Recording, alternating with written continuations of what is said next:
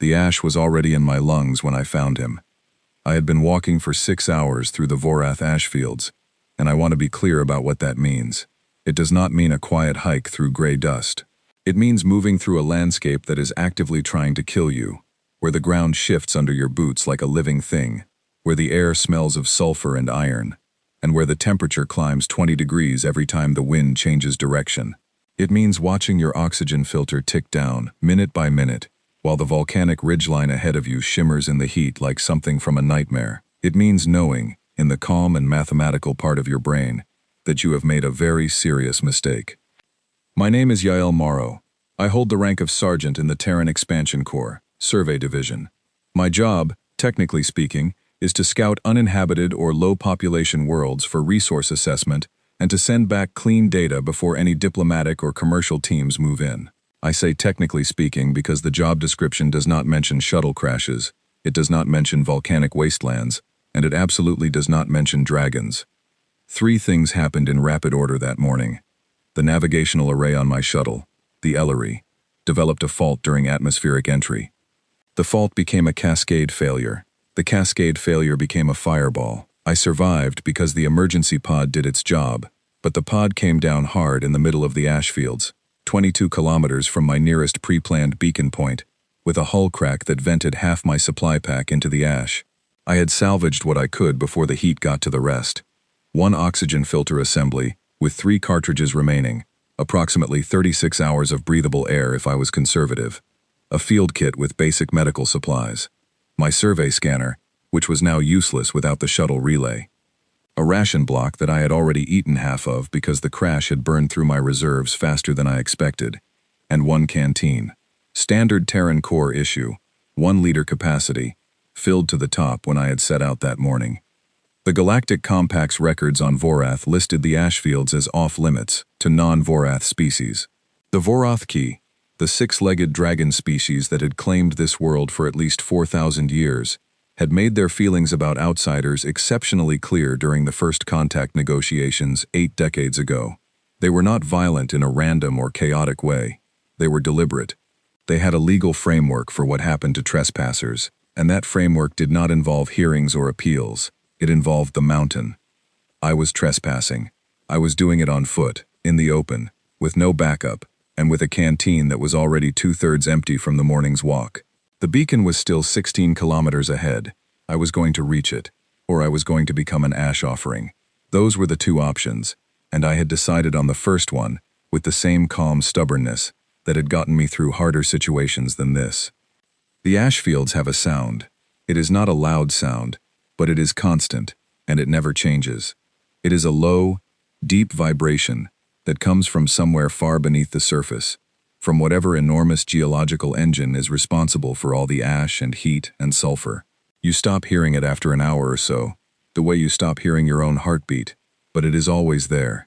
It was that particular baseline silence that made the other sounds so impossible to ignore. It was small. That was the first thing I noticed. Small and wet, in a way that made no sense in a place this dry. A thin, rasping wheeze, almost like the sound of cloth tearing slowly, coming from somewhere behind, and to my left, under a collapsed ledge of black obsidian rock that had sheared away from the ridge at some point and come to rest at a brutal angle. I stopped walking. I stood there for a moment and did what any sensible, survival-trained survey scout should do. I ran the calculation. I had 16 kilometers to cover, roughly 6 hours of walking at the pace I needed to maintain, and 36 hours of filter capacity. The margin was thin, but it existed. I had no way to call for help, no backup, and no reason whatsoever to investigate strange sounds in a restricted zone on an alien world where the locals had a formal legal tradition of ending trespassers. I turned left and went toward the sound. The obsidian shelf had come down at a steep angle, and the gap beneath it was narrow, maybe half a meter of shadowed space between the rock and the gray ash below. I crouched down and looked in. The heat from the ground came up at my face immediately, thick and close. I blinked through it. He was pressed against the far end of the gap, maybe 2 meters in. He was small enough that he fit, but only just, and I could see that part of the reason he was staying still was that one of his wings was pinned under the edge of the rock where it had come down. He was juvenile. That much was obvious even to someone who had only seen Vorathki in compact briefing photographs. His scales were the dull, dark orange of cooling lava, rather than the brilliant copper gold of an adult, and they were cracked in several places across his back and along his neck, in the way that living tissue cracks when it has been without water for a long time. His 6 legs were folded tight beneath him. His eyes were open, and they were the color of molten copper, and they were looking directly at me. There was a long, suspended moment where neither of us moved. I am not a dramatic person by nature. I do not narrate my own life as it happens, but I remember thinking, very clearly, that those eyes did not look afraid. They looked like they had already been afraid for a very long time, and had come out the other side of it, into something quieter and harder. Then he spoke.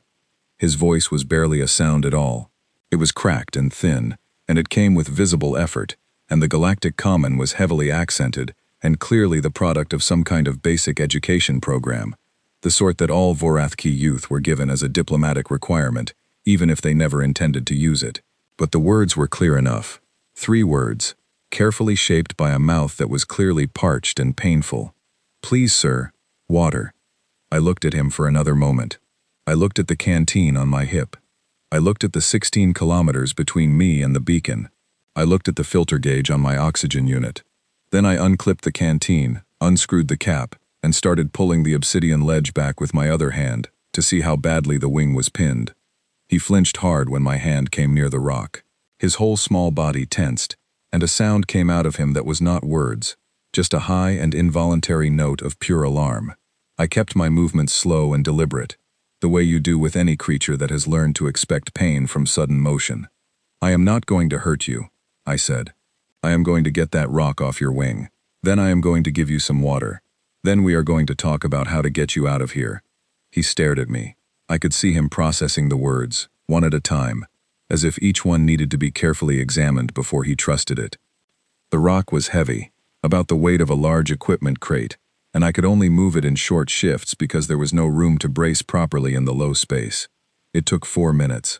I was sweating hard by the end of it, which I could not afford, and I was aware of that in a clinical way, the way you note a problem without letting it stop you. When the ledge finally shifted enough, his wing came free, with a sound I did not like, and he made a sound I liked even less, a sharp and broken exhale that he cut off quickly, as if he was ashamed of it. The wing was not good. It was not catastrophically destroyed, but it was not good. There was a partial break in the leading edge, and the membrane between the upper spines was torn in one place. He was not going to fly, not today, and probably not for some weeks. I sat back on my heels in the shadow of the ledge and held the canteen out toward him. He looked at it. He looked at me. His copper eyes moved back to the canteen, and I could see the moment his thirst overrode everything else, the discipline, or the wariness, or whatever else had been holding him in check. He reached out with one front leg, carefully, as if expecting the offer to be withdrawn. I thought about what I had left. I thought about 16 kilometers and 6 hours, and the filter gauge, and the fact that there was no reliable water source anywhere on my route to the beacon. I thought about all of that with perfect clarity. Then I looked at the cracks in his scales, at the dried edges of his mouth, at the way his breathing had the shallow, labored quality of a body that was shutting down one system at a time to preserve the core ones. I looked at those copper eyes. I did not give him a sip. I tilted the canteen and held it steady while he drank, and I kept holding it. And when he paused to breathe, I waited, and when he looked at me with an expression I could not fully read, I nodded and held the canteen a little closer. He drank until there was nothing left, until the canteen was dry and light in my hand, and the only water I had in the world was whatever was currently evaporating from my own skin in the heat of the ash fields. He sat back. His breathing was still labored, but it had changed quality slightly. His eyes were clearer. He looked at me for a long time without speaking. "Why?" he said finally. The word came out rough and slow. "You give all." "Because you needed it," I said. He blinked. His pupils, vertical and bright, contracted slightly in the diffuse light from outside the ledge. He seemed to be waiting for more, for a condition, or a qualification, or some additional clause that would make the transaction make sense. I did not add one, because there was not one to add. "What is your name?" I asked. Another pause. Long enough that I thought he might not answer. Then, Vreth. Yael, I said. I tapped my chest. That is my name. He looked at my hand. He looked at the empty canteen. He looked back at my face with those copper eyes that had seen something they were still trying to categorize. Outside the obsidian ledge, the ash fields hummed their constant low note, and the ash drifted in slow gray curtains across the volcanic plain, and somewhere between us and the horizon, a beacon was waiting for a signal it had not yet received. I put the empty canteen back on my hip, settled my pack, and started thinking about how to carry 80 kilos of juvenile dragon across 16 kilometers of hostile terrain with no water and 36 hours of oxygen. Okay, Vreth, I said. Here is what we are going to do. He did not believe me at first. That was the part I had not anticipated, not because it was unreasonable, but because I had been so focused on the logistics of the situation that I had not fully accounted for what the situation looked like from his side. I was a human, a species his people had spent 80 years treating as unwanted trespassers at best and active threats at worst. I had just given him my entire water supply without being asked, without negotiation, without attaching any visible condition to the act. And now I was crouching outside the collapsed ledge in the ash and heat of the Vorath ash fields, explaining to him in plain and patient terms that I intended to carry him on my back across 16 kilometers of volcanic terrain. He stared at me with those copper eyes, and I could see the specific quality of his disbelief. It was not the disbelief of someone who thinks you are lying. It was the disbelief of someone who has no category for what you are saying, whose entire understanding of the world does not contain a box for this particular thing, and who is therefore standing at the edge of a very large gap, looking down. You cannot carry me, he said. I can, I said. I have carried similar loads. You are roughly 80 kilos. That is manageable. I am Vorathki. I know. You are human. Also correct. He blinked slowly. Humans do not carry Vorathki. This one does, I said. Come out of there and let me look at that wing properly before we start moving. He came out slowly, with the careful, deliberate movements of someone who had learned that haste in small spaces leads to pain. When he was fully clear of the ledge and standing in the open ash, I could see the full extent of the damage more clearly. The wing break was real, but clean, and the torn membrane, while not minor, was not across any of the primary structural spines. He could fold the wing against his body, which was what mattered for now. He stood at about the height of my shoulder when he held his head level, with his 6 legs spread for balance in the loose ash, and he watched me examine the wing with an expression that mixed physical discomfort with something that looked very much like embarrassment. Does it hurt much? I asked. It is acceptable, he said, in the way that young creatures everywhere say things are acceptable when they very clearly are not. I opened my field kit, which had a basic vertebrate trauma wrap designed for Terran anatomy, but adaptable enough to work here. The membrane tear needed support more than compression, so I made a light brace along the leading edge of the wing using the flexible adhesive strips from the kit, running them between 2 of the upper spines to hold the brake from shifting during movement. He did not make a sound while I worked, but his breathing changed, and once his leg came up instinctively before he stopped himself and held still again. You have done this before, he said, not a question. Medical treatment? Yes. Not on a Vorathki, but the principles are the same. You know our anatomy. I know basic interspecies field medicine, compact standard curriculum. He was quiet for a moment while I finished the brace. Then, why do humans learn this? I looked up at him. Because we travel to a lot of places and we tend to meet a lot of different kinds of people, and it is generally useful to be able to help if someone is hurt. He processed this. The compact records say humans travel for resources. Also true. Then why learn to help? Resources do not require helping. I closed the field kit and stood up. People require helping. We travel to places where there are people, so we learn to help. I looked at him steadily. It is not more complicated than that, Vreth. He held my gaze for a moment. His vertical pupils shifted slightly, which I was beginning to suspect was a micro-expression of some kind, though I did not yet have enough data to read it accurately. My clan will not come back for me, he said. It came out flat and factual, the way young beings state things that have hurt them badly once they have decided to stop letting the hurt show. I know, I said. You told me that earlier. The adults in a migration column cannot turn back. The young must keep pace, or they are left. That seems like a hard rule. It is a necessary one, he said, with a precision that told me he had been told this many times, and had repeated it to himself even more. The ashfall seasons in the northern ridge are not forgiving of delays. The clan must reach the cold plateau before the main fall begins, or the sulfur levels in the ash become fatal. They cannot wait for one. How did you fall? He looked away from me, toward the collapsed ledge. The ledge was not on the migration map. It had shifted. I was on the outer edge of the column and the ground gave way. I fell perhaps 12 meters. The wing struck the rock first. How long ago? One full rotation of Vorath's primary, he said. A little more. I kept my face neutral. A full Vorath day was approximately 22 standard hours. He had been wedged under that ledge for 22 hours in this heat, with a broken wing, without water, without anyone coming to look for him, watching his family's migration column disappear over the ridge, and knowing, with the absolutely clear-eyed certainty of a young creature with an honest mind, that they were not going to come back. And then a human had appeared at the edge of the gap and given him all the water she had. I understood then why he kept looking at me the way he did.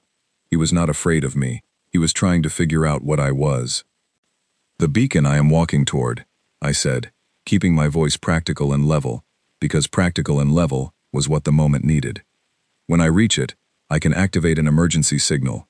A compact recovery vessel will come. They can provide medical treatment for your wing and transport you back to your clan's plateau destination. Do you know the name of the plateau? Vrethsol Ridge, he said. I filed that away. Good. Then we have a plan. Are you able to walk at all? He demonstrated by taking 3 careful steps in the ash. His gait was uneven, favoring the side with the damaged wing, but it was functional. I can walk, he said, but not at your pace. My endurance is reduced. Then you will ride, I said. I will carry you when you tire. When you have strength, you walk beside me. We share the distance. Deal? He stared at me again, with that expression that had no name in either of our languages. Deal, he said, very quietly. We moved. The first hour was the hardest, not because of the terrain or the heat, though both were considerable, but because of the silence. Vreth walked beside me, slightly behind my left shoulder, and he did not speak. I did not push him. I have spent a lot of time in the field, and I know that there is a particular silence that is not unfriendly, just occupied. He was thinking. I let him think. The ash fields had a rhythm once you stopped fighting them. The ash was deepest in the low ground between the volcanic ridges, so you stayed high when you could, walking the crests where the rock was firm and the footing was reliable. The heat was worse on the crests because there was less shadow, but the energy cost of fighting deep ash was worse than the energy cost of heat exposure, so the crests were correct. I had worked this out in the first 2 hours of my morning walk, and I explained it to Vreth when he noted that I was angling upward rather than taking the more direct low route. He listened with an attention that was immediately obvious. His head tracked toward me when I spoke, and his pupils shifted in ways I was starting to very tentatively map to engagement versus neutrality. When I finished explaining, he said nothing for a moment. Then, the migration column uses the low route. How long does the migration take? 4 days. On the high route, at a consistent pace, accounting for your wing and my filter limits, I estimate 2.5 days to the plateau, maybe less. He turned his head fully toward me. That is faster than the column. The column has to manage a large group, I said. We are 2. 2 is faster than 100. He thought about this. You calculated this already. I calculate constantly, I said. It is how I work. What else have you calculated? I glanced at him. 17 things that could go wrong between here and the beacon, ranked by probability and severity. Current oxygen filter life, at this exertion level. The likelihood of a secondary ash event in the next 6 hours, based on the pressure readings I took this morning, the caloric deficit I am running, and how it will affect my performance over the next 12 hours. The structural load distribution for carrying 80 kilos on my back at altitude. Vreth was quiet for several steps. You are thinking about all of these things, he said, at the same time. Yes. And yet you stopped to help me. Yes. Even knowing all of those calculations. The calculations do not change what was right to do, I said. He made a sound that was not a word, a low, sustained note that I felt more in my chest than heard with my ears, and that I had no way of interpreting yet. We kept walking. Around the second hour, the terrain shifted. The ridge we had been following curved south in a way that added roughly 2 kilometers to the direct route, and as I was working out whether to cross the low ground or follow the curve, Vreth spoke. "There is a crossing point," he said. He nodded toward the left, toward a section of low ground that looked, to my eyes, exactly like every other section of low ground. There, the ash is shallow, because the base rock is close to the surface. The migration column used it 3 seasons ago. It was stable then. I looked at him. "You remember a crossing point you used 3 seasons ago. I remember the shape of the stone beneath. The color of the ash is different over shallow rock. You can see it, slightly darker at the edges." He pointed more specifically, and I looked, and yes, there it was, once he had named it. The faint shift in the ash color that my eyes had registered but not flagged as significant. "That is very good observation," I said. "Vorathki young are taught to read the ash fields from their first season," he said. "If you cannot read the fields, you die in them." "Then you are going to be very useful to me," I said, and I meant it as a straightforward statement of fact, which it was. He made that low sound again. I was beginning to suspect it was the sound of something being reconsidered.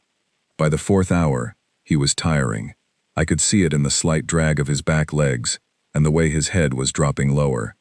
He had not complained, and I suspected he would not complain even if he were close to collapse, so I made the decision for both of us.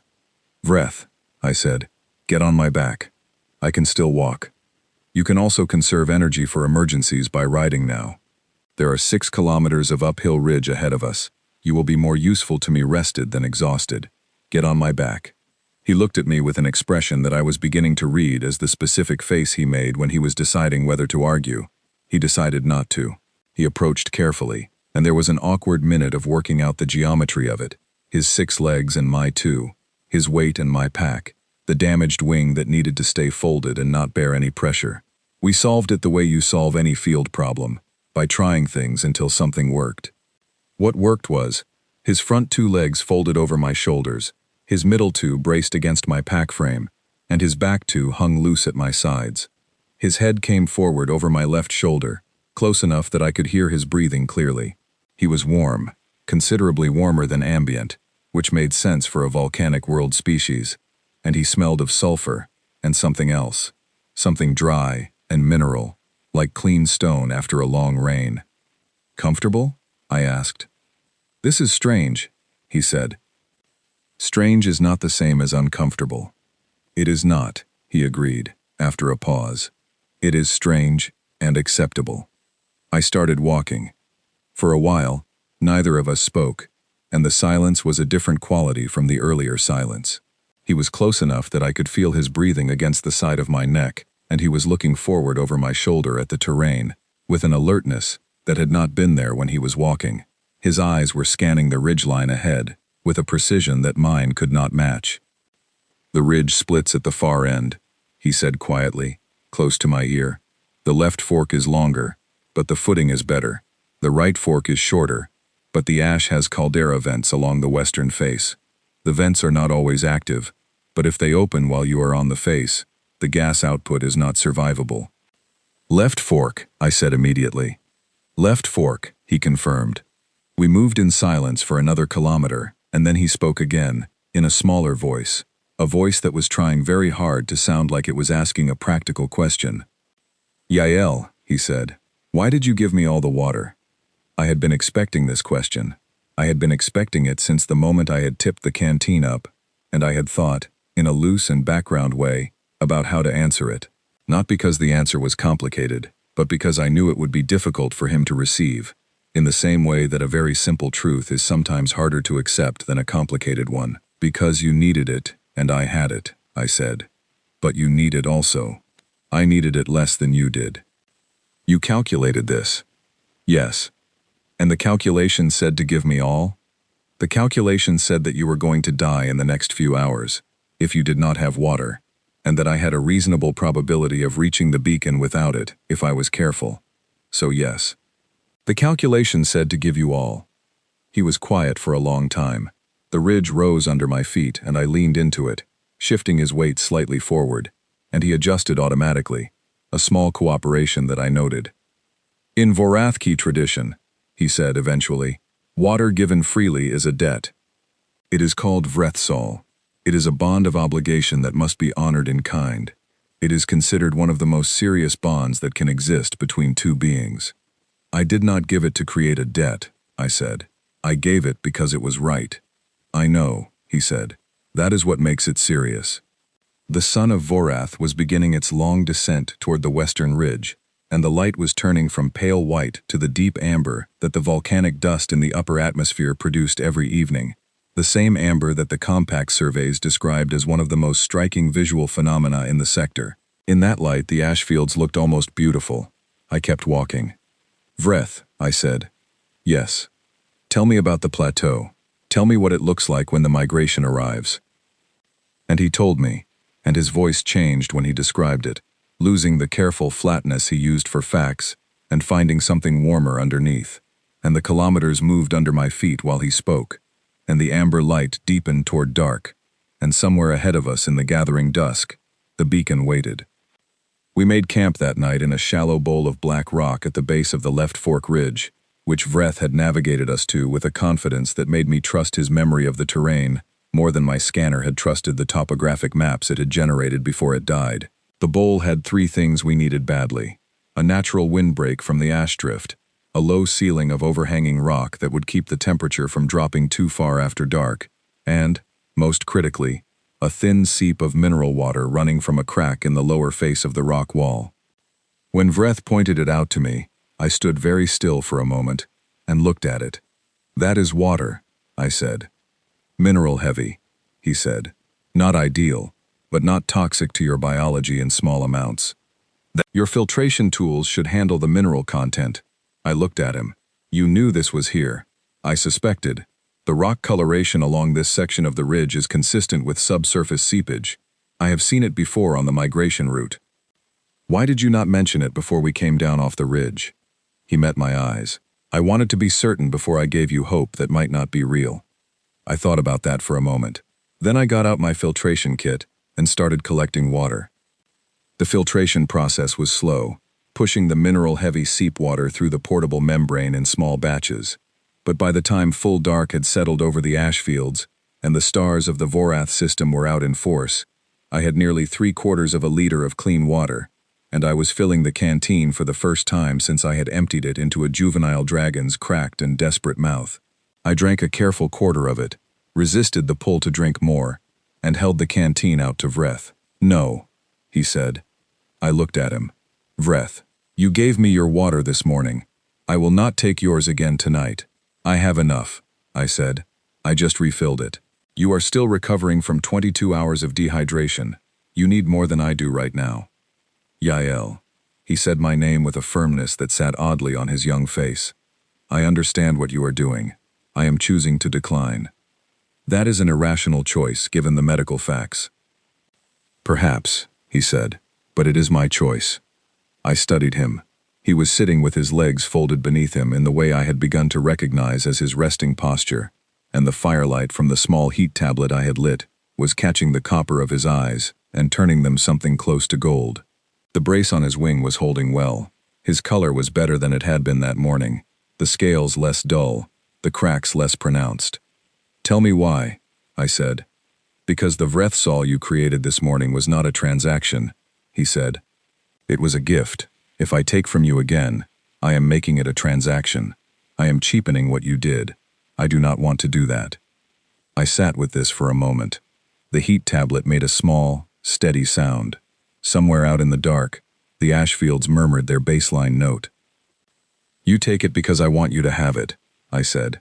That is also a gift, not a transaction. He looked at me for a long time. Humans give a great deal. When we can. Yes. Is it not exhausting? Sometimes, I said honestly, but the alternative is worse. He took the canteen. He drank carefully, 2 swallows, and handed it back. It was, I understood, a negotiated compromise, and I accepted it as such. We stayed awake longer than either of us probably should have, and I will tell you that it was entirely his fault, because around the point where I was calculating my sleep schedule and estimating morning departure times, he asked me why I had been singing when he first woke from the doze he had fallen into during the late afternoon carry. I had not realized he had woken up. "You were not unconscious," I said. "I slept for a short time," he said. "Then I was awake. You were singing. I did not speak because I was trying to understand what you were doing." "It is a hiking song," I said. "Old one. My father taught it to me. You sing it when you are tired and the distance is long. Why does singing help with tiredness?"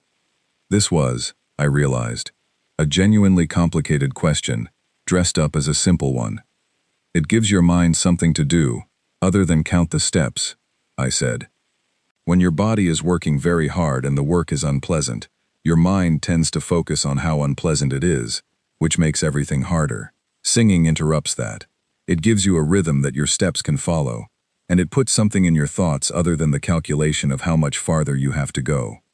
Vreth absorbed this. "It is a tool," he said. "Yes, a tool made of sound, essentially. And it works? For me it does. Not for everyone. Some people prefer silence. Some people prefer other rhythms.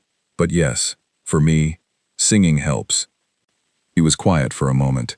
Then, very carefully, as if the words were something he was testing the weight of before committing to them, "Will you teach me the song?" I looked at him. The firelight was doing interesting things to his face, and I could not tell if the question embarrassed him or not. I decided to answer it as if it did not, because that was the kindest way. "The words are in an old language called Welsh," I said. "It is one of the oldest languages still spoken on Earth. The sounds are a little unusual if you have not heard them before." "I have unusual sounds," he said, and there was something in his tone that I thought might be the first hint of humor I had heard from him. "Fair point," I said.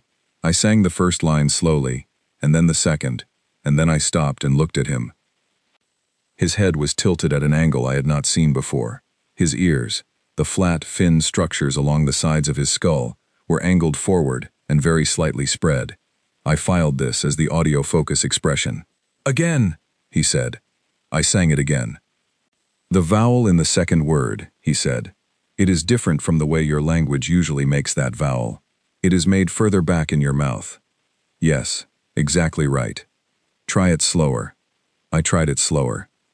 He did not attempt to reproduce it that night.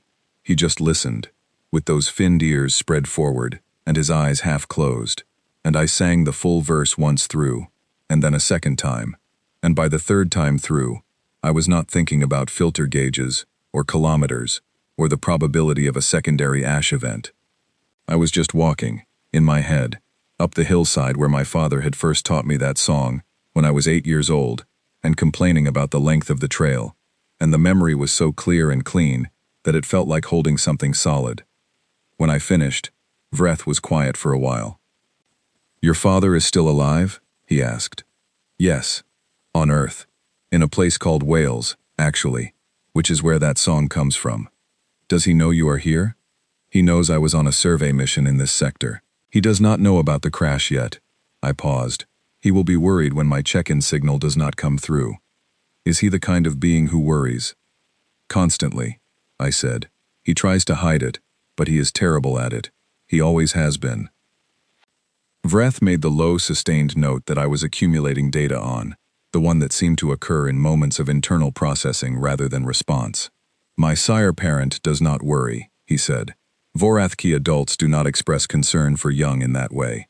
It is considered disruptive to the young's development of self-reliance." "Do you think it is?" He considered this seriously, in the way he considered everything seriously. "I think," he said, "that there are many ways to help a young being become capable. I think the Vorathki way produces certain strengths. I think the way you describe your father's worry produces different strengths." He paused. "I have been wondering, since this morning, whether Vorathki young would benefit from a parent who worried. I did not have an answer to that, and I did not try to manufacture one." We sat in the warmth of the heat tablet for a while longer, and then I made the practical decision that we needed sleep, and we arranged ourselves in the rock bowl. Vreth's warm body surprisingly useful as a heat source in the dropping temperature, my pack between us as a shared windbreak. I woke 3 times in the night. The first time was a navigational reflex, checking the stars to maintain directional awareness. The second time was the oxygen filter alarm, which I had set to alert me when the cartridge dropped below 30%, so I could swap it in. The third time was a sound, and this is the one I want to describe carefully, because it is the one that changed the entire shape of what happened next. It was not a sound from Vreth, who was breathing steadily and slowly beside me. It was a sound from outside the rock bowl. Low, rhythmic, deliberate.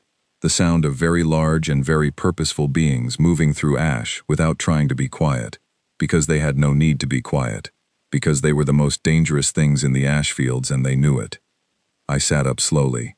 I reached out and put one hand on Vreth's nearest leg, a light pressure, and he went from asleep to awake without making a sound, without moving, without giving any sign of his transition, except that his breathing changed and his eyes opened. I held up one finger, which I was not sure translated, then pressed it to my lips. I pointed upward, in the direction of the ridge above the rock bowl. Vreth turned his head very slightly, angled his ears forward, and his body went absolutely still, in a way that went beyond stillness, into something that was more like stone than like a living creature. Then, very slowly, he turned back to me and held eye contact. And the expression on his face was not fear. It was something far more complicated than fear. It was the face of a person who has just heard a sound that is both the answer to a prayer and the arrival of a problem, simultaneously, and who has not yet worked out which one is going to win. "My clan," he breathed. The word was almost no sound at all. I processed this quickly. The migration column had been moving for more than a day. They should have been far north of our current position by now, unless something had changed. Unless the clan had turned, which Vreth had told me they could not do, which meant either the rule had exceptions or something else was happening. "Are they looking for you?" I asked, matching his volume. "I do not know. Is there any way they would have turned back?" A pause. "The Patriarch could order it," he said. "Only the Patriarch, under certain conditions." "What conditions?" He looked at me, and his copper eyes were doing something complicated. "If the Patriarch declared a Vrethsol debt to the missing young," he said, "then the migration would stop and the warriors would be sent to recover the body." "Body," I said, "not the young." "We do not recover the living," he said. "We retrieve the dead for the mountain ceremony. We do not go back for survivors. The assumption is that if the young is still alive after a full rotation, they have been claimed by the mountain." I thought about this with the full and rapid attention I give to problems that have very short timelines. "So the warriors coming over that ridge," I said, "are here for your body?" "Yes." "And you are not dead?" "Correct." "And I am a trespassing human, carrying you across the ash fields?" "Also correct." I looked up at the rim of the rock bowl. The sounds were closer now, and resolving into specific footfalls, and there were 6 distinct patterns of movement that I could parse, possibly more that I could not. "Vreth," I said, "I want you to understand something before they get here. I am not going to run. I am not going to hide. I am not going to pretend to be something I am not, or give you some kind of strategic story about who I am. I am Yael Moro, of the Terran Corps, and I found you, and I gave you water, and I carried you, and those are the facts. That is what I will tell them if they ask." He looked at me for a long moment. "They will not ask," he said. "Not at first." "Then I will tell them anyway," I said, "when they are ready to hear it." The sounds at the ridge rim were very close now. "Yael," he said. "Yes. Stay beside me." "I am not going anywhere." The first warrior came over the rim with a spear leveled, and eyes that were not, in any way, the eyes of someone who had expected to find a live child and a sitting human sharing a rock bowl in the dark. 3 more came behind him, then 2 more. They fanned in a practiced arc, silent and fast, encircling the bowl's perimeter. And then the 7th figure came over the rim, and this one moved differently from the rest, slower, more deliberate, without the spear, because a being of sufficient authority does not need a spear. He was enormous. His scales were the deep copper gold of an adult in full health, and there were scars on them that each told a story, and his eyes were the same copper as Vreth's but without the warmth, or rather, with a warmth so deeply buried under years of command and stone discipline that you had to look for it very carefully. He looked at Vreth. He looked at me. He looked at the empty canteen on my hip and the braced wing on Vreth's back, and the heat tablet still glowing its small warmth in the center of the bowl. And then Patriarch Sorath, elder of the Vrethsol clan, who had not shown emotion publicly in 30 years of leadership, took one long, slow breath and said nothing at all. He was waiting. I understood that, at least. He was waiting to see what I would do. So I stood up, slowly, with my hands open and visible, and I said, "Good evening. My name is Yael Morrow. Your son is alive. Would you like me to explain how?" Nobody moved. That is not a figure of speech.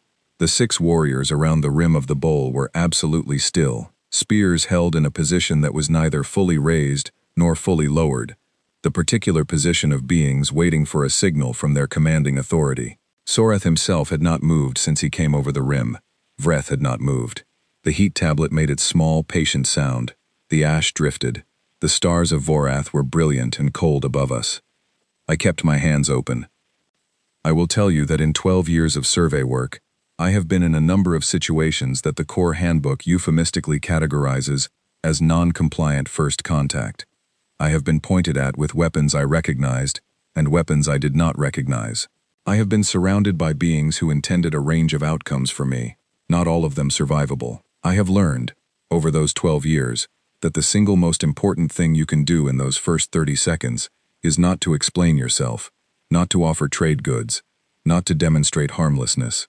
The single most important thing is to be exactly what you are, without addition or subtraction, and to be that thing without apology, because most intelligent species can detect performance at close range, and performance destroys trust faster than anything else you can do. So I stood in the rock bowl with my hands open, 6 spears within range, and I was exactly and entirely Yael Morrow, survey scout, who had found a child in trouble and done what she could for him. Sorath's eyes moved from me to Vreth. He did not speak. He did not need to. The question was obvious enough without language. "I fell from the column at the southern ledge," Vreth said. His voice was steady, and I was quietly proud of him for that. One full rotation passed. The ledge was not on the map. It had shifted. I landed in the gap below, and my wings struck the rock. He paused. The human found me. Sorath's eyes came back to me. "I was crossing the ash fields toward a beacon," I said. I heard him. I stopped. There was another silence. One of the warriors shifted his weight slightly, which was the only movement in the bowl that was not the heat tablet or the drift of ash. "You are trespassing," Sorath said. His galactic common was better than Vreth's, which surprised me only for a moment, before I remembered that a patriarch of his standing had almost certainly spent years in formal diplomatic contact situations. The words were precise, and they were cold, and they were accurate. "Yes," I said. "My shuttle went down yesterday morning. I have not trespassed intentionally or willingly. I am trying to reach a beacon that will allow me to call for recovery. You came into the ash fields without authorization. My shuttle came down without authorization," I said. "There is a difference. I would very much have preferred to stay on my approved flight path." Something moved behind Sorath's eyes, something that was not softened exactly, but that shifted in the way that a very controlled mind shifts when it encounters something that does not fit its pre-existing map. "You gave him your water," he said. It was not a question. "Yes. All of it. Yes. Why? Not why did you give him water, not why did you stop, just why." And the single syllable was the entire question, because the water was the thing that made no sense, that fit into no framework he possessed, that had been sitting in the center of this situation since the moment he had looked at Vreth's improved color, and the repaired wing brace, and the empty canteen, and assembled what had happened. "Because he needed it and I had it," I said. Those were the relevant facts. Sorath looked at me for what felt like a long time, but was probably 15 seconds. "You are a survey scout," he said. "You assess worlds for resource value." "Yes. You had one canteen. You had no water source, and no replacement supply." "Correct. And you gave all of it to a Vorathki young." "Yes." knowing that you might not survive without it. I calculated that I had a reasonable chance of reaching the beacon without it. I was correct. Vreth subsequently led me to a seat point in the lower ridge, so the calculation resolved favorably. But you did not know that when you gave the water. No, I said. I did not. Another silence. Vreth had not moved. I could feel him beside me, warm and still, and I did not look at him, because I knew that eye contact between me and Vreth right now was not going to help, that Sorath needed to be looking at me, and only me, while he worked through this. In Vorathki law, Sorath said, what you have done has a name. You know this. Vreth told me. Vrethsol. It is a sacred obligation. It is the deepest bond recognized in our law. It supersedes clan alliances. It supersedes blood debts. It can only be created between two beings who have no prior bond of any kind, when water is given freely and without expectation of return, in a moment of genuine need. He paused. It cannot be created deliberately. The intent must be pure. A calculated gift creates a trade, not a Vrethsol. I did not know the word when I gave the water, I said. I know, he said. I can see that you did not. He was still watching me with those deep and ancient eyes. He was still and quiet and composed in a way that was not cold, exactly. Or at least was not only cold, but was the composure of a being who has been responsible for many lives for a very long time, and has learned that quick emotions are a luxury of the young. The water was yours to give, he said. You were under no obligation. You received nothing in exchange. You accepted a potentially lethal personal cost without negotiation. Yes, and you carried him, he said. When he was tired, yes. 80 kilos, approximately. For how long? The better part of 6 kilometers this afternoon. He walked the rest. Sorath's eyes moved to the wing brace on Vreth's back, and something in the deep copper of his gaze changed quality, in a way I could not fully parse but felt strongly. The brace, he said. Field kit. Flexible adhesive strips. It is holding the brake from shifting during movement.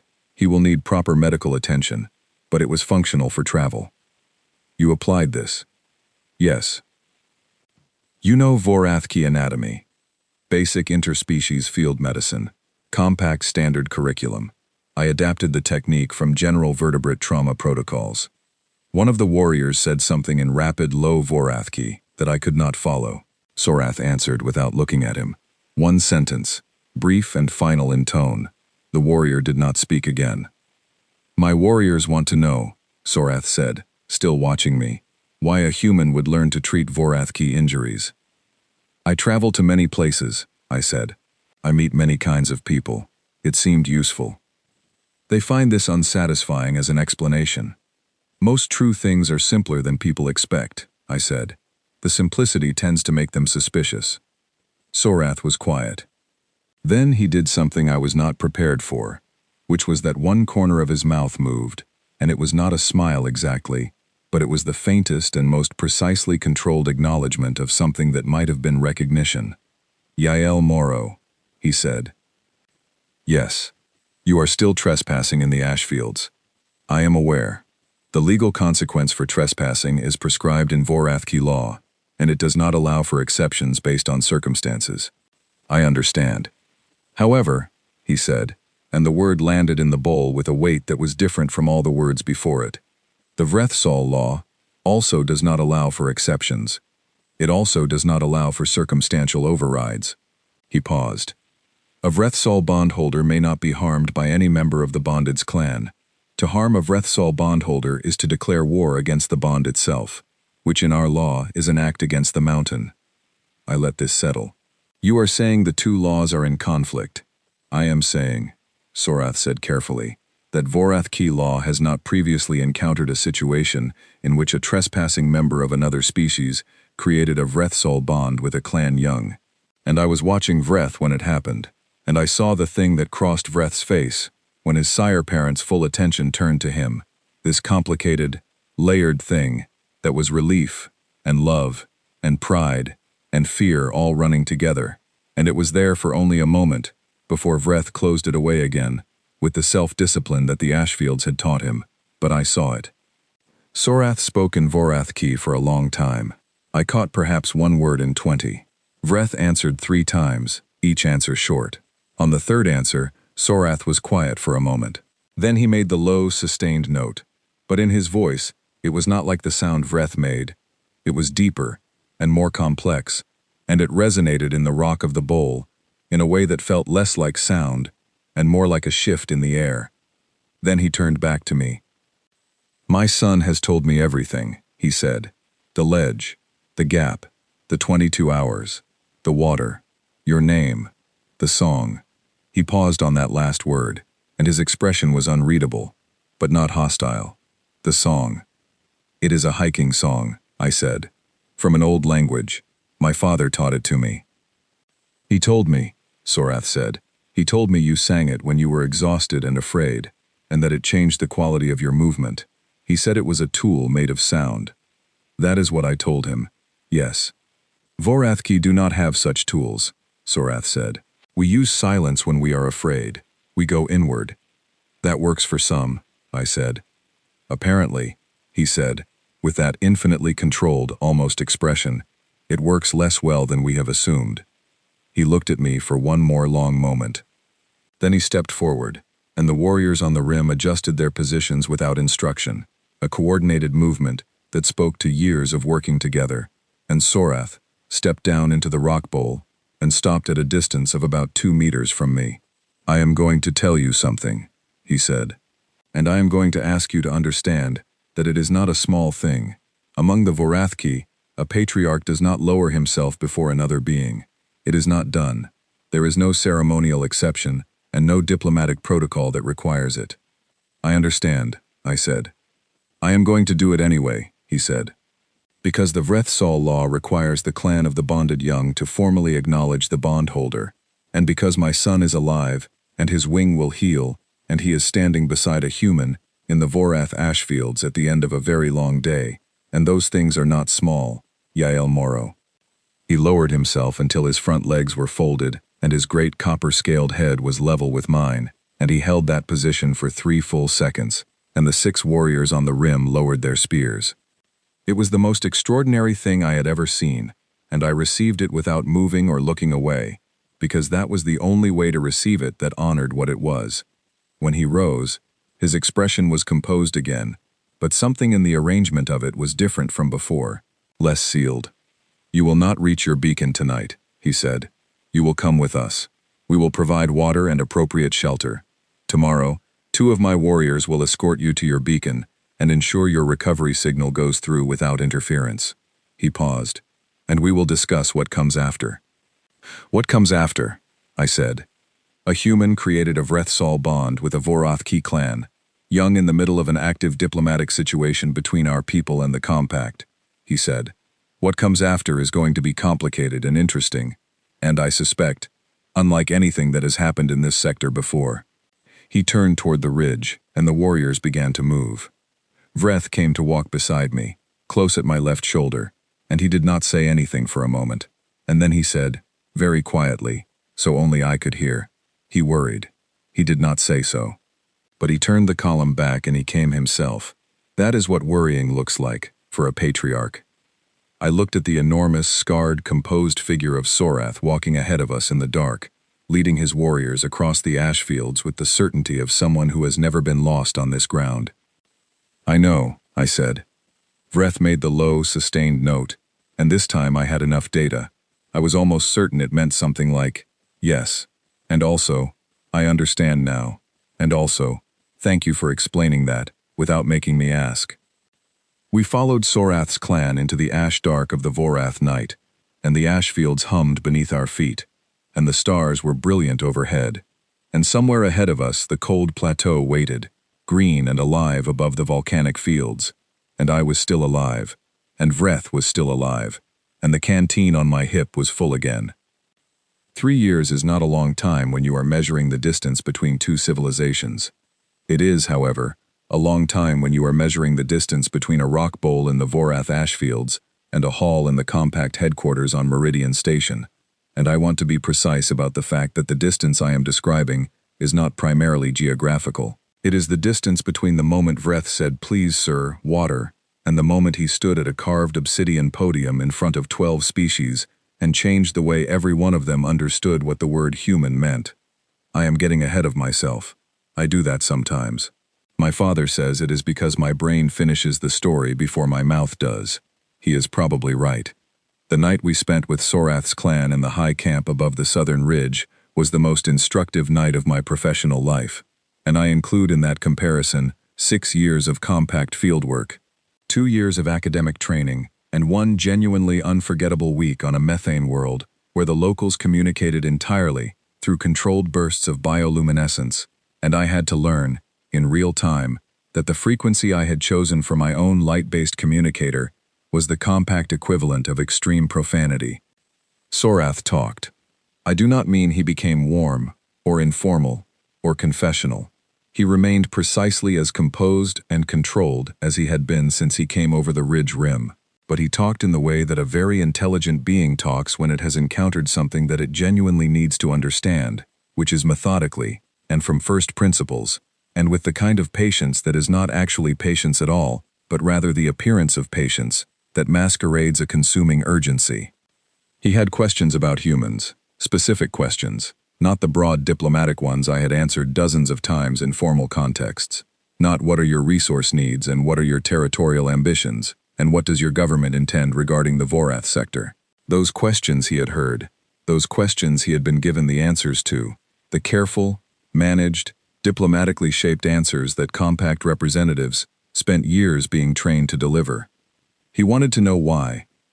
He asked me, in the shelter of the high camp with Vreth asleep between us and the ashfall tapping quietly on the tent fabric, why had the humans spent 12 years pushing against the Vorathki territorial limits, when they knew, from the diplomatic record, that the Vorathki would resist with force? They were not unintelligent. They could see the resistance coming. Why push? I said. Because we have a tendency to believe that persistence resolves most problems, and because the economic pressure from the survey sector was real, and because our decision-makers were optimistic in a way that was sometimes indistinguishable from reckless. He asked, is that optimism a trait of the species, or a trait of the institutions? I said, both. The institutions evolved from the species and they inherited the tendency. He asked, is it controllable? I said, sometimes, with the right pressure from the right direction. He said, what kind of pressure? And I said, without planning to say it, personal contact. Not institutional contact, not diplomatic exchange. The kind of pressure that comes from knowing, specifically, that there is a specific being on the other side of the disagreement who matters, and who can be disappointed. Sorath was quiet for a long time after that. Then he said, the Compact has been trying to negotiate mining rights in the Ashfield sector for 11 years. I said I knew. He said, 11 years of institutional contact. 12 rounds of formal negotiation. 7 mediating bodies. I said yes. He said, and a human found a Vorathki child under a rock and gave him water, and here we are. I said, yes, here we are. He looked at me across the sleeping form of his son, and his eyes were very old and very clear, and he said, I am going to make you an offer, Yael Moro. I am going to offer you something that 11 years of compact negotiation has not achieved, but I am not going to make the offer to the compact. I am going to make it to you, specifically, as the holder of my son's Vrethsol bond, and whether it extends to the compact will depend on what you do with it. I said, I am a survey scout. I do not have the authority to negotiate on behalf of the compact. He said, I know, but you will, when this is over. He was right. I will not walk through the 11 months that followed in detail, because the detail is voluminous, and most of it involves the kind of institutional maneuvering that I find tedious to describe, and suspect you would find tedious to read. What I will tell you is the shape of it. The Compact Corps received my emergency signal from the beacon on the morning of my 3rd day on Vorath, and a recovery vessel was there within 48 hours. 2 of Sorath's warriors escorted me to the beacon as promised, and they stayed until the vessel arrived, and the look on the recovery team's faces when they saw the Vorathki warrior escort is a memory I will keep for the rest of my life. The Compact's diplomatic division wanted, immediately and urgently, to formalize what had happened. They wanted to categorize it, document it, assign it a protocol number, and slotted into the existing negotiation framework. This is what institutions do with unexpected things, because unexpected things are threatening to institutions. And the way you make an unexpected thing less threatening is to contain it inside a known process. Sorath refused every one of these attempts with a courtesy that was absolute and an inflexibility that was total. He communicated his refusals through Vreth, who had been officially recognized by clan law as my bondholder representative, which was a legal designation the compact had no framework for, and spent 3 months arguing about internally, while Sorath waited. Vreth recovered. His wing healed over the following 8 weeks, monitored by a compact field medic named Owen Price, who had the excellent professional quality of being more interested in the patient than in the political situation, and who sent me regular reports in the cheerful tone of someone who considers treating a juvenile dragon a perfectly normal part of his job, which he had decided it was. By the time the wing was fully functional, Vreth had added Owen's name to the short list of humans he trusted, and Owen had learned 4 words of Vorathki, 2 of which were useful, and 2 of which Vreth had taught him purely to see what would happen. The negotiation, when it finally happened, did not look like a negotiation. It happened in 3 separate meetings over 4 months, all of them on Vorath, none of them in the Compact's preferred formal venues. The first was in the high camp above the southern ridge, with Sorath, myself, a Compact senior diplomat named Clara Wyndham, who had the rare quality of being willing to sit in the ash and listen more than she spoke, and Vreth, who translated not just language but context, who said things to Sorath in Vorathki that were not in the formal record and did not need to be, because what he was translating was not the words but the intent behind them, and the intent was what Sorath had been waiting 11 years to actually receive. The second meeting was in the Compact sector office, and this one was harder, because there were more people and more competing interests, and more of the institutional machinery that turns simple things into complicated ones. Clara held the line. She had a quality I came to admire deeply, which was that she could hear the difference between an argument that was about the issue and an argument that was about the person making it, and she handled both without confusion. Vreth sat through 6 hours of compact internal disagreement without moving or speaking, and at the end of them, when someone finally asked him directly what the Vorathki position was on the proposed extraction limits, he said, very simply, "My sire parent will accept the limits in the northern quadrant and a joint monitoring arrangement if the compact agrees to fund the restoration program for the 3 ashfall buffer zones that were damaged in the drilling tests 11 years ago." The room went quiet, because that was not what they had expected him to say. They had expected a counter-demand, or a refusal, or a request for a recess. They had not expected a specific, workable, eminently reasonable proposal, delivered by a juvenile dragon, in the middle of a 6-hour meeting, as if it were the most straightforward thing in the world. Clara wrote it down. The third meeting was just Sorath and Clara and me, on the cold plateau above the ash fields, in the early morning before the ash clouds built, with the whole volcanic plain spread out below us in the thin gold light of the Vorath dawn. Sorath brought the clan's waterstone, which was a ceremonial vessel of volcanic glass that held spring water from the plateau cistern, and he poured 3 portions and gave the first to Clara, and the second to me, and the third he held himself, and he said, "We share water." This is the beginning. Clara had done her research. She knew what that meant. She held her portion of the water and said, in careful Vorathki, that she had been practicing for 4 months. "We share water. This is the beginning." And Sorath looked at her with those deep copper eyes and said, in Galactic Common, with a precision that acknowledged exactly what she had done and how much it mattered, "Yes, it is." I drank my share of the water and looked out over the ash fields and thought about a canteen. But the part I have been working toward, the part that I wake up thinking about sometimes in the good way that important memories come to you in the morning before you are fully awake, that part happened 6 months after the treaty was signed, on Meridian Station, in the Great Hall of the Compact Assembly. Vreth gave a speech. It was not his first public address.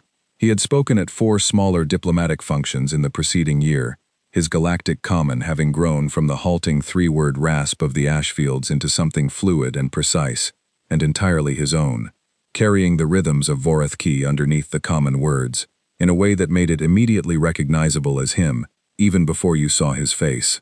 But this was the full assembly, all 12 member species, every seat in the hall occupied, and the gallery above them packed with observers and journalists and diplomatic staff from 40 systems.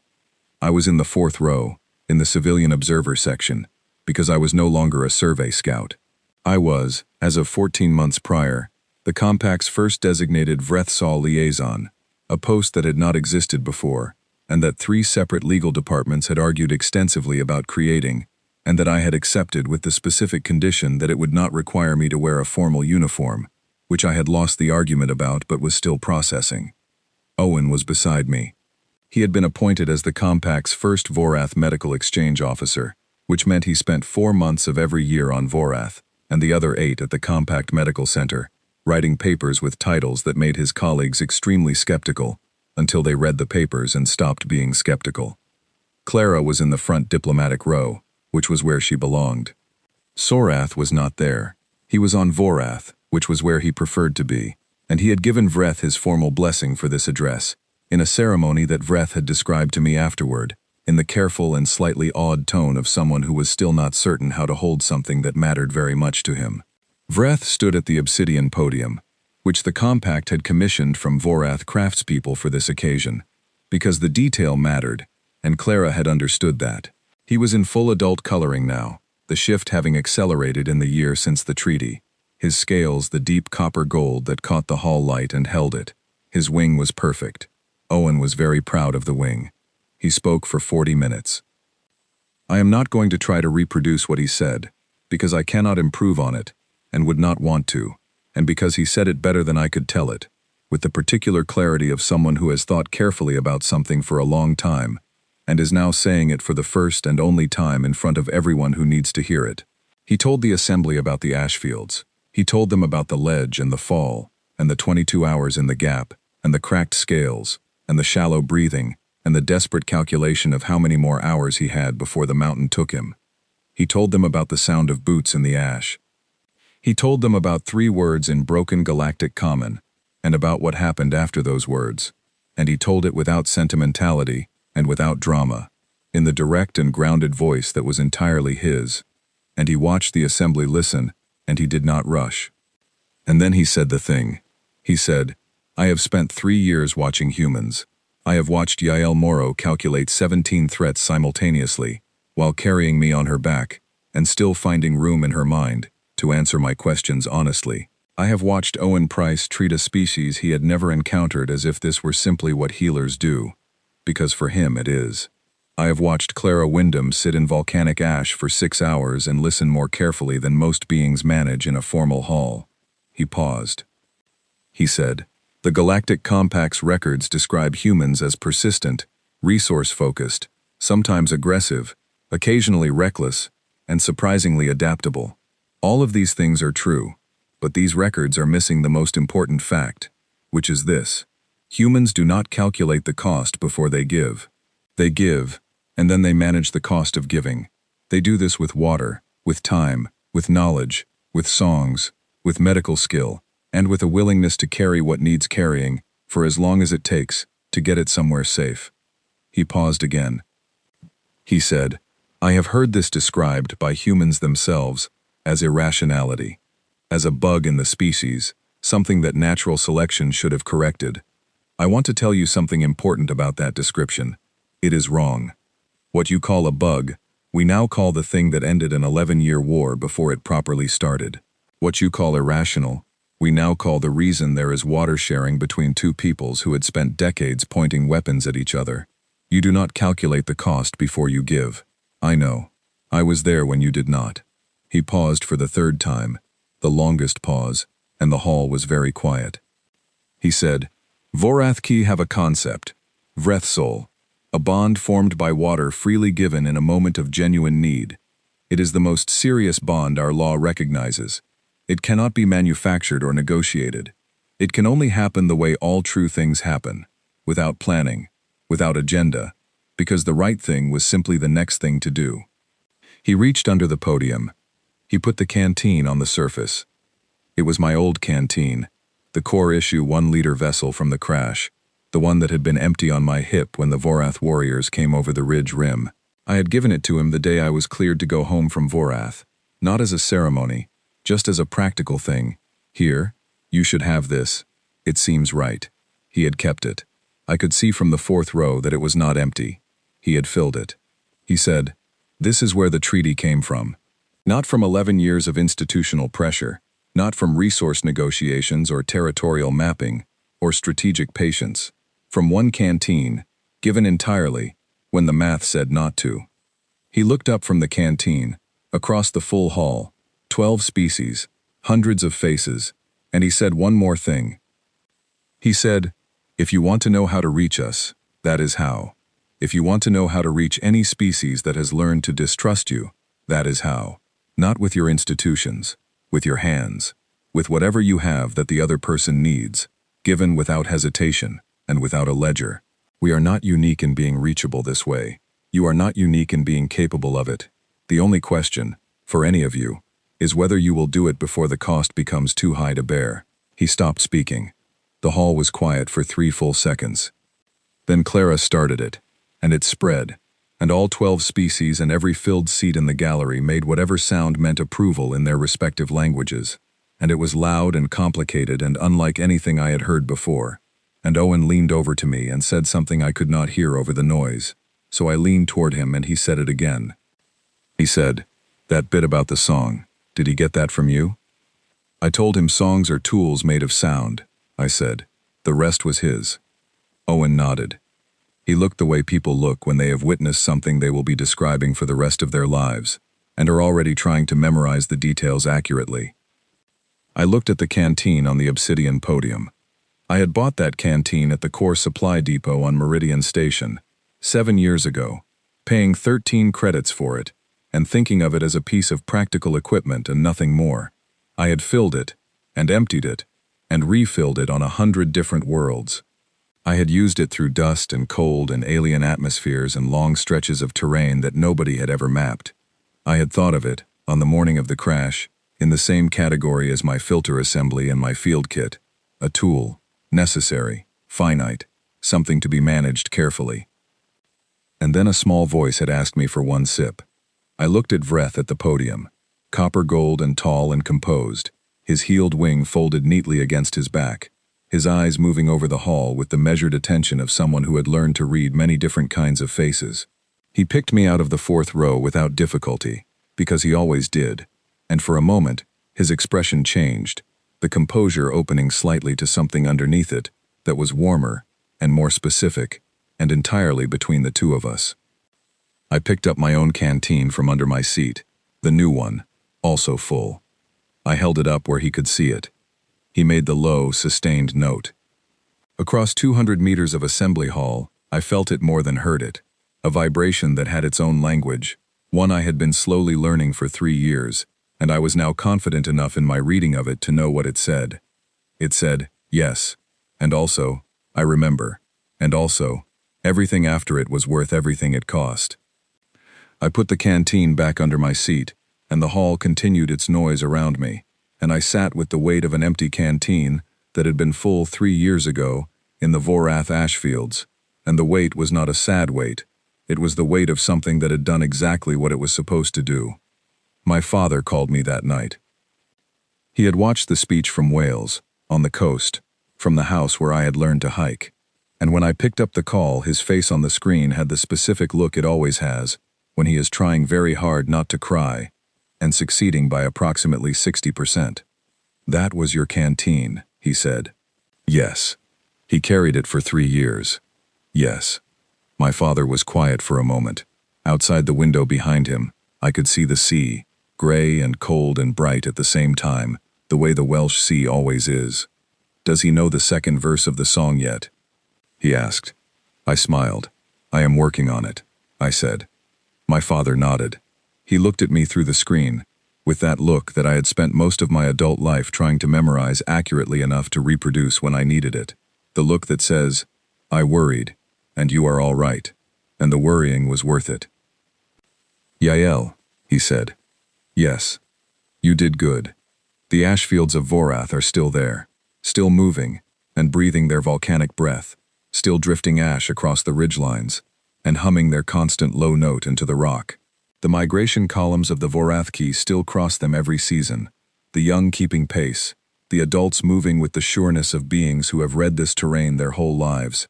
The southern ledge that gave way 3 years ago has been mapped, marked, added to the migration charts that every clan young now carries in memory before they are old enough to walk the route alone.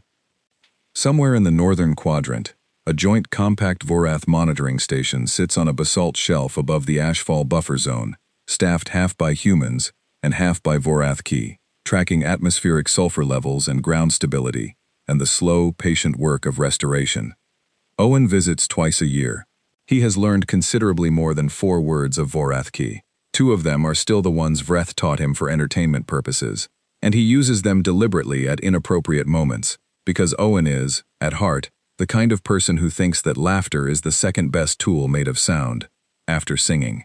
And on the plateau above the ash fields, in the cold and green country where the migration columns rest between the ashfall seasons, there is a cistern carved from the mountain rock, and above the cistern there is an inscription in both Vorath Key and Galactic Common, and the inscription is not a treaty clause or a diplomatic formality. It says, "Here is water. Take what you need." I am sitting at my desk on Meridian Station as I write this. It is late, and the station windows look out on the deep dark of the sector with its scattered stars, and I can see the faint smear of light that is the Vorath system from here, if I lean slightly to the left, which I do more often than is strictly professional. The canteen is on my desk, not the one Vreth has, mine, the new one, still full. I keep it full now, always. It is not a deliberate ritual, or a conscious reminder. It is simply that somewhere in the Vorath ashfields, 3 years ago, I learned something about the relationship between having something and giving it, and the lesson went in deep enough that it changed the habit. The habit is, keep it full, because you do not know when someone is going to need it. And if someone needs it, give it, all of it. Do the math after. The math, I have found, tends to work out.